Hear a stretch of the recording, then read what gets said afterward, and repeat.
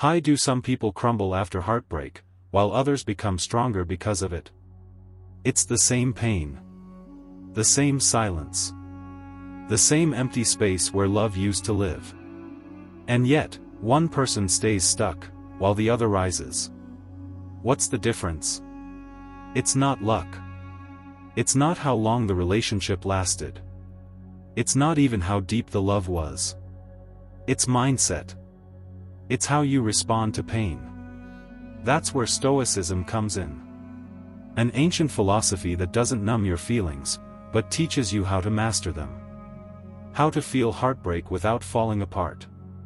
How to suffer, without becoming the suffering. In this video, you'll discover how Stoics like Marcus Aurelius, Seneca, and Epictetus would handle heartbreak, not by chasing, blaming, or breaking down, but by turning the pain into purpose. Because heartbreak might shake you, but it doesn't have to shatter you. Before we begin, if you find strength in this kind of wisdom, make sure to subscribe for more Stoic insights.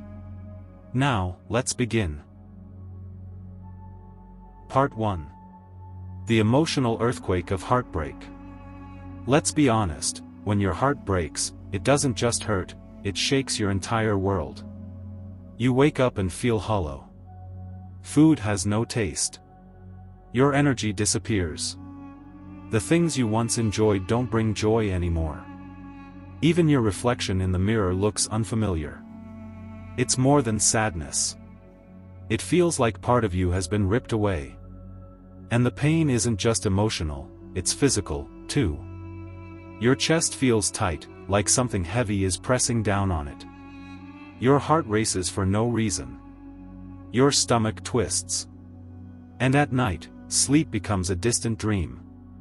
You lie awake replaying memories, conversations, and regrets. Your mind becomes a theater of painful questions. What did I do wrong? Could I have stopped this? Why did they leave? Was I not enough? You replay every moment, searching for signs, hoping to rewrite the ending. But instead, you get stuck in loops of blame and self-doubt. The Stoic philosopher Seneca once said, "We suffer more in imagination than in reality." And he was right. Because heartbreak doesn't just hurt in the moment, we keep feeding that pain with thoughts, scenarios, and fantasies of what could have been. It's like being trapped in a movie that you didn't choose to watch, but your mind keeps pressing play. This is what Stoicism helps us understand, that pain, in itself, is a signal. It's your mind and heart telling you that something important is gone, or maybe that something you were attached to was never really under your control. But pain doesn't mean punishment. The Stoics teach us to face it with courage, not to deny it, not to numb it, but to observe it. So the first step is this. Don't run from the pain. Sit with it. Feel it. Understand it. It's like standing in the middle of a storm. You don't try to fight the wind. You don't scream at the sky. You just anchor yourself and let it pass. Because storms pass. And so will this. You're not broken. You're transforming. Part 2. The power of acceptance. Let's talk about one of the most powerful, and most misunderstood, ideas in Stoic philosophy, acceptance. The Stoics had a phrase for this, amor fati, which means, love of fate. Now, this doesn't mean you have to enjoy pain or pretend everything is fine when it's not. What it means is learning to accept what happens in life, the good and the bad, as something you can work with, not something you should fight against. There's a quote from Seneca that says, "Fate leads the willing and drags the unwilling." Think about that. If you resist what has already happened, if you fight reality, you end up suffering even more. You get dragged by life instead of walking with it. Heartbreak is a perfect example. Someone you loved is no longer in your life. You feel the loss deeply, and that's okay. That's human. But if you keep clinging to the past, if you keep replaying the relationship in your head, wishing it had ended differently, wishing they'd stayed, you're not healing. you're holding on to a ghost. And the longer you hold on, the deeper the wound gets. Acceptance doesn't mean you're okay with what happened. It means you've chosen to stop letting it control you. It's saying, yes, this hurts. Yes, I wish it were different. But I will not let this break me. It takes real strength to say that. Not just once, but every day. Because healing isn't a one-time decision. It's a practice. Here's a phrase to remember, maybe even write it down. I cannot control what others choose. But I can control how I respond. You can't force someone to love you. You can't rewrite the past.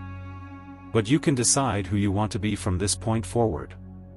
When you let go of the illusion that you should have had control over everything, you give yourself space to breathe, and to begin again. That's the heart of acceptance. And it's the beginning of peace.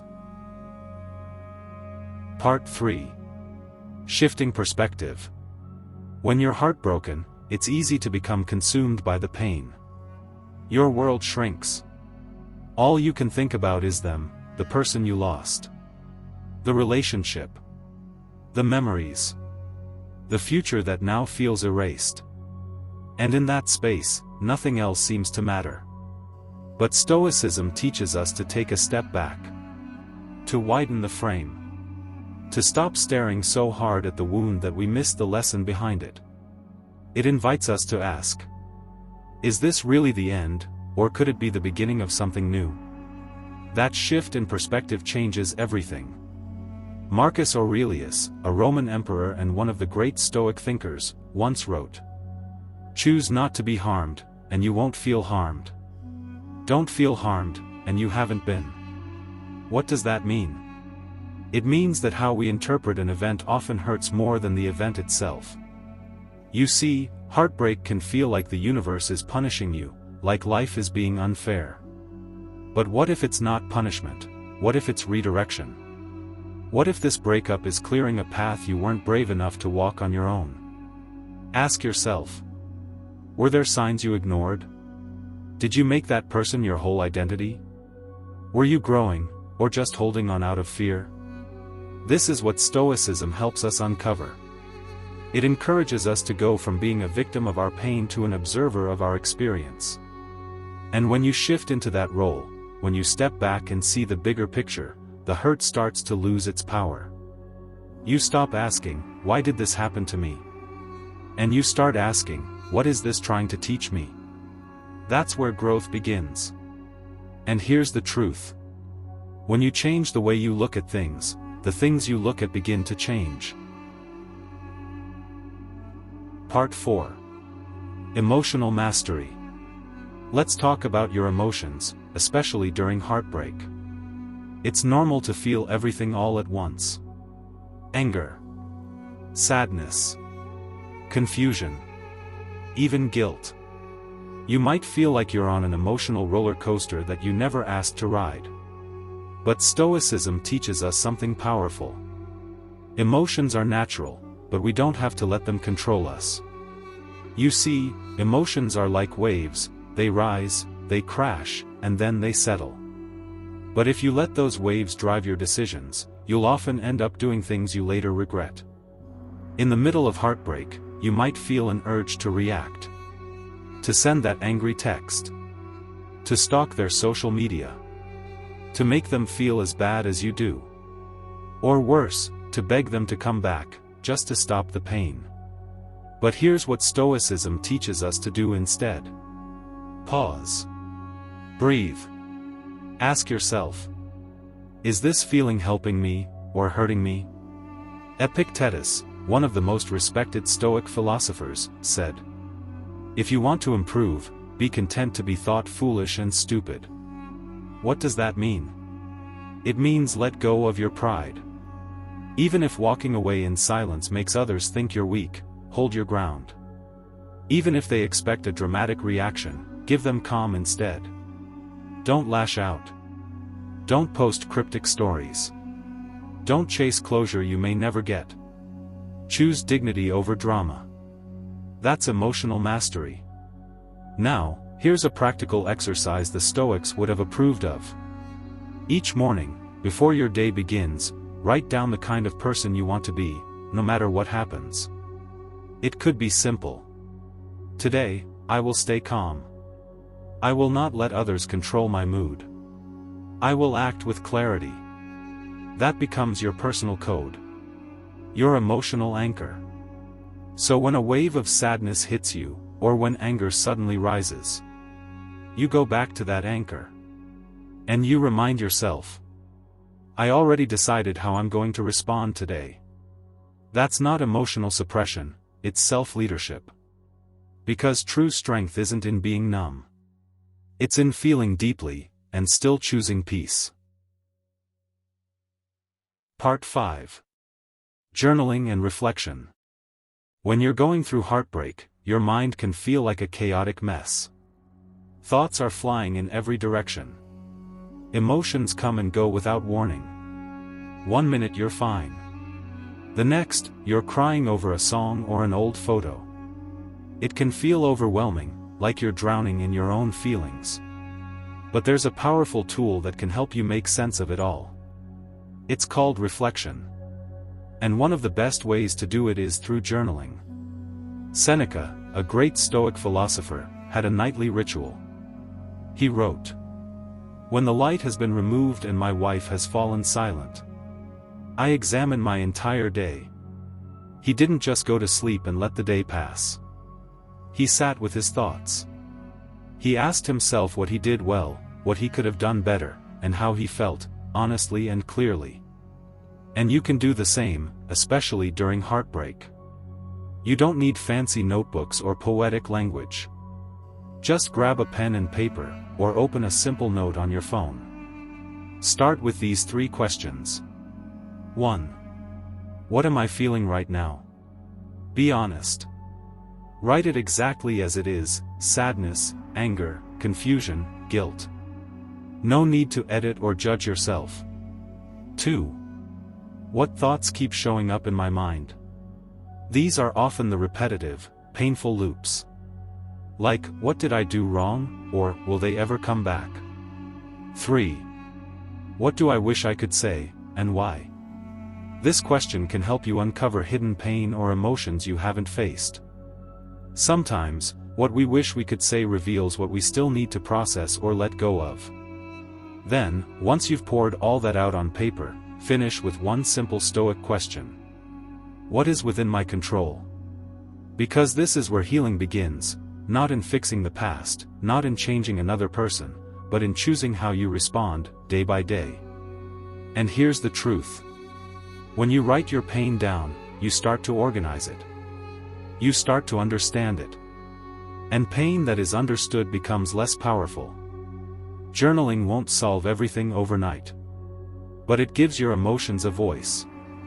And once they have a voice, they stop screaming in your mind. This is the path to clarity. And clarity leads to peace. Part 6. Rebuilding the self. Heartbreak has a way of making us feel like we've lost not just someone we loved, but also a part of ourselves. You might feel empty. Like a piece of your identity walked away with them. The things that used to excite you feel dull now. Your motivation disappears. You look in the mirror, and you don't quite recognize who you see. But here's the truth. This isn't the end of you. It's the beginning of a stronger you. This is your chance to rebuild, not just to go back to who you were, but to become someone deeper, wiser, and more grounded. There's a powerful quote from Marcus Aurelius. He said, "The impediment to action advances action. What stands in the way becomes the way." In other words, the obstacle is the path. This heartbreak that's standing in your way, it can be the very thing that leads you back to yourself. So how do you rebuild? First, return to your values. Ask yourself, what kind of person do I want to be? What do I stand for, with or without anyone by my side? Your values are the foundation of who you are. Things like honesty, strength, patience, creativity, discipline, those are yours. They don't disappear just because someone left. Second, rediscover your interests. Go back to the hobbies and passions that made you feel alive before the relationship. Maybe it was reading, painting, music, writing, hiking, cooking, whatever it is, reconnect with it. If you feel like you lost yourself in someone else, this is your time to find yourself again. Third, reconnect with your body. Heartbreak is not just in the mind. It sits in the body, too. Go for walks. Move. Stretch. Exercise. Breathe deeply.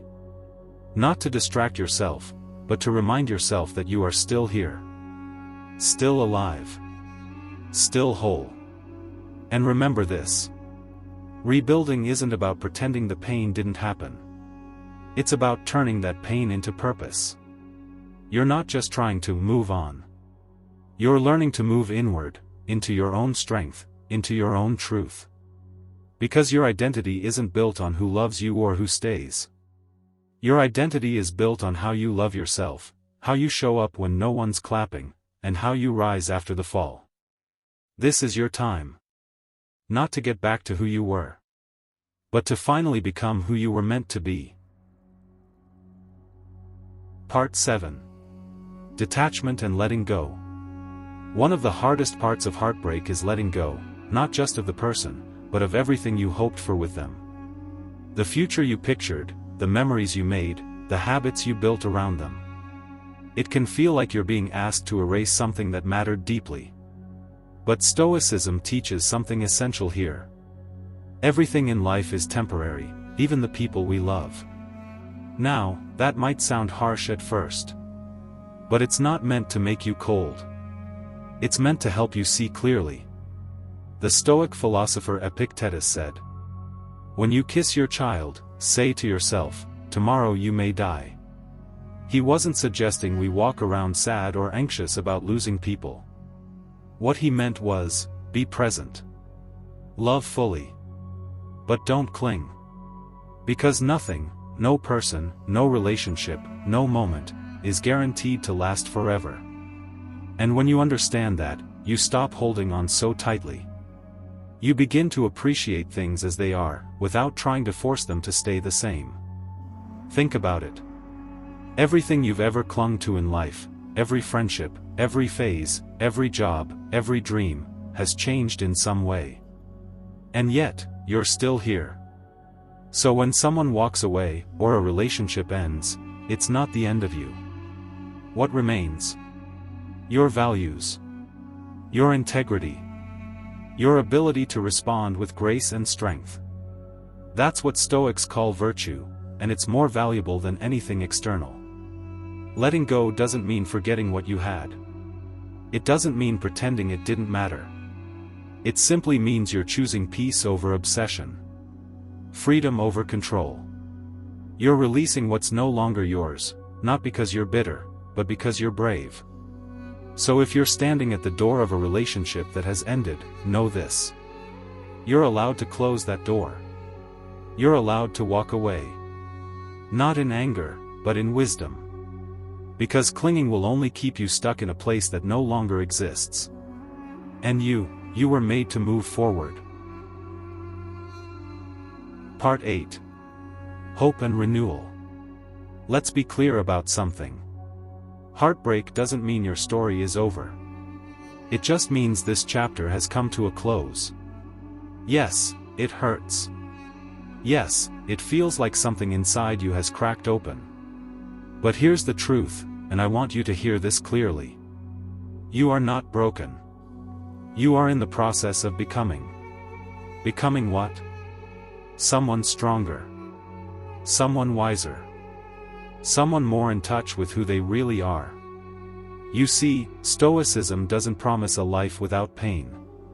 What it offers is a way to use that pain. To turn it into something meaningful. Because when you process pain, really sit with it, understand it, and learn from it, it doesn't destroy you. It transforms you. And one day, not far from now, you'll look back at this moment and say, I survived something that once tried to end me. And that's not just a nice quote. That's a truth that lives in every scar, in every tear you wiped away on your own, in every moment you kept going when you didn't feel like you could.